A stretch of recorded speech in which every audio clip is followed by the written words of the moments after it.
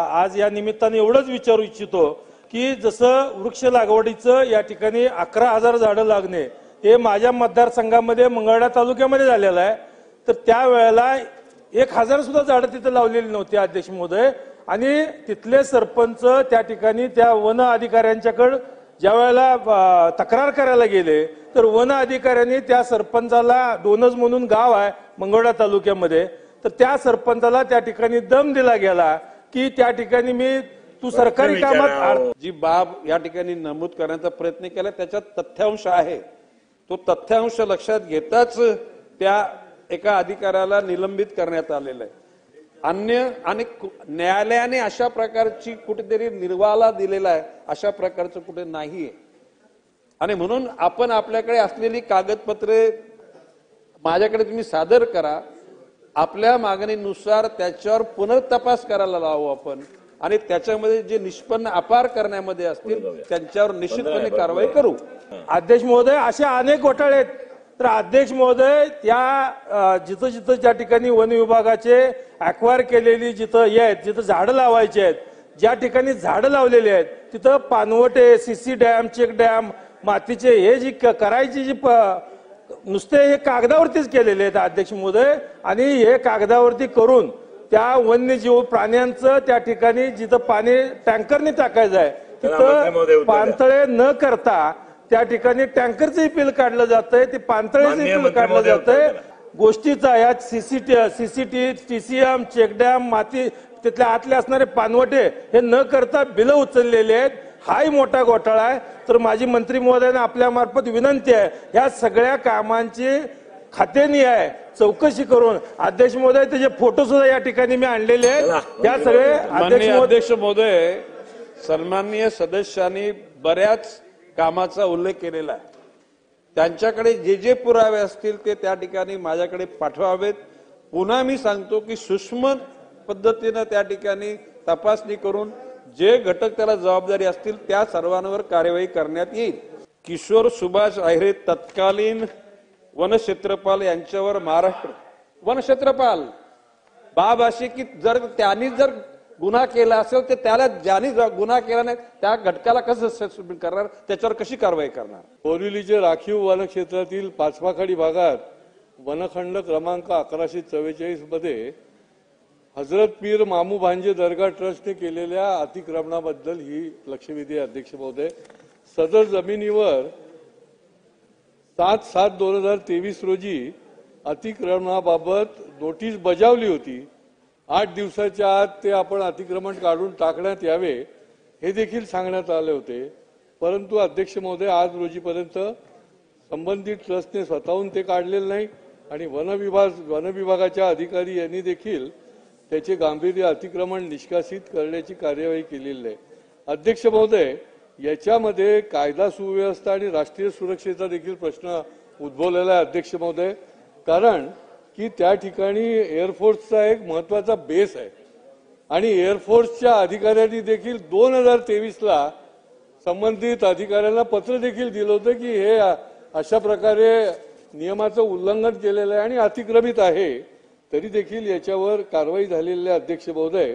आणि त्यामुळे हे नोटिफिकेशन देखील आहे 2010चं. आणि त्यामुळे माझे दोनच प्रश्न आहेत अध्यक्ष महोदय की या संबंधामध्ये हे सुरक्षेच्या दृष्टीने फार महत्वाचा विषय असल्यामुळे हे या संबंधामध्ये ताबडतोब किती दिवसामध्ये आपण निष्कासित करण्याची कारवाई कराल.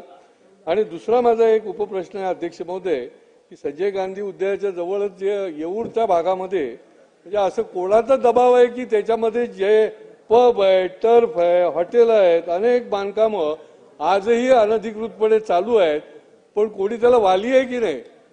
मग फॉरेस्ट खातं असो, महसूल असो, महापालिका असो यांनी एकत्रितपणे त्याच्यावर कारवाई करायला पाहिजे अध्यक्ष महोदय.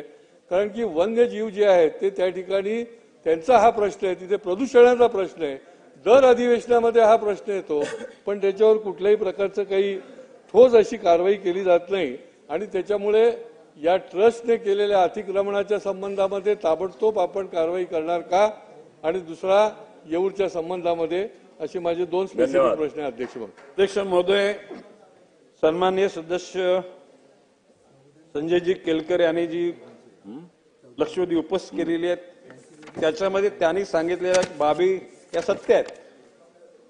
यामध्ये भारतीय वायुदल तल कान्हेरी हिल येथील समन्वय समितीच्या बैठकीत मामा भांजे दर्ग्याजवळील बांधकाम विस्तारीकरण व अनधिकृत बांधकाम निष्कासन करण्याच्या बाबत चर्चा करण्यात आली.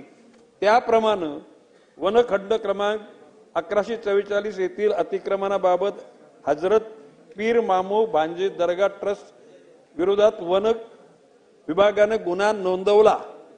सदर प्रकरणात सहाय्यक वन संरक्षक उत्तर येऊर यांनी दिनांक 7/7/2023 रोजी उपरोक्त क्षेत्रातील 561.60 चौरस मीटर अतिक्रमण कब्रस्तान वगळून ट्रस्टने स्वखर्चाने 8 दिवसाच्या आत काढून टाकण्याचे आदेश निर्गमित केले. परंतु त्यामधल्या काळामध्ये उच्च न्यायालय मुंबई येथे सदर ट्रस्टने दाखल केलेला रीट याचिका क्रमांक 10,548/2023 पुढील सुनावणीपर्यंत उपरोक्त अतिक्रमण निर्मूलनास अंतरिम स्थगिती आदेश मान्य न्यायालयाने पारित केले. 25/8/2023 रोजी दिनांक 11/10/2023 रोजी सुनावणीमध्ये देखील उपरोक्त अतिक्रमण निर्मूलनास अंतरिम स्थगिती आदेश कायम ठेवण्यात आले. प्रस्तुत प्रकरणी 5/12/2023 रोजी वन विभागातर्फे प्रतिज्ञापत्र दाखल करण्यात आले. हे प्रकरण सध्या उच्च न्यायालयामध्ये प्रलंबित आहे.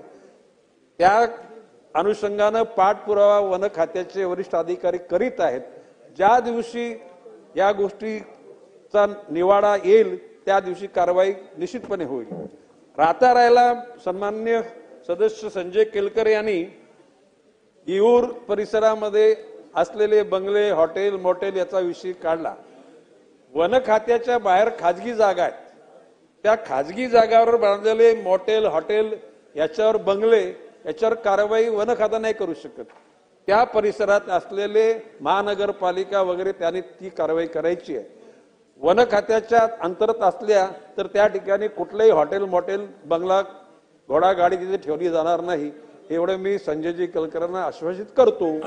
आदेश मध्ये आपल्या सूचनेनुसार अधिकारी वर्गाला सांगितले जाईल की माननीय न्यायालयाला या निष्कासन करण्याच्या प्रक्रियेची निकड कशी आहे हे निश्चितपणे तिथं सबमिट केलं जाईल. पहिला वन खात्याने नोटीस दिली. 8 दिवसामध्ये जर निष्कासित केलं गेलं नाही तर मग पुढे हे करू शकत होते. कोर्टामध्ये तर 25/8 अध्यक्ष महोदय ते गेलेलं आहे ट्रस्ट. मग एवढे दिवस हे लोक काय झोपा काढत होते का? एवढ्या दिवसामध्ये का नाही कारवाई केली? आणि नसेल केली तर त्या अधिकाऱ्यावर कारवाई. एवढा मोठा सुरक्षेचा विषय त्या ठिकाणी असून देखील एवढा 1 महिना त्यांना काय कोर्टात जायला त्यांनी मुदत दिली का अध्यक्ष महोदय? आणि या संबंधामध्ये संबंधित खात्याच्या अधिकाऱ्यावर तुम्ही कारवाई करणार का? का तुम्ही एका आठवड्यानंतर कारवाई केली? अध्यक्ष महोदय, संजयजी केलकर यांनी सांगितलेली बाब गंभीर आहे. त्या ठिकाणी दिरंगाई झालेली ही वस्तुस्थिती आहे.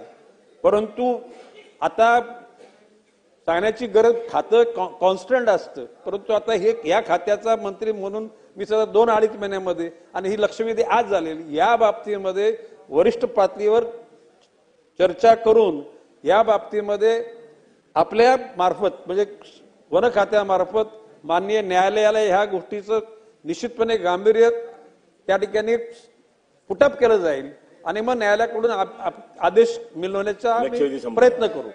लेटेस्ट अपडेट्स और ताजा तरीन खबरों के लिए TV1 इंडिया लाइव को सब्सक्राइब कीजिए और नोटिफिकेशन पाने के लिए बेल आइकॉन को दबाना मत भूलिए.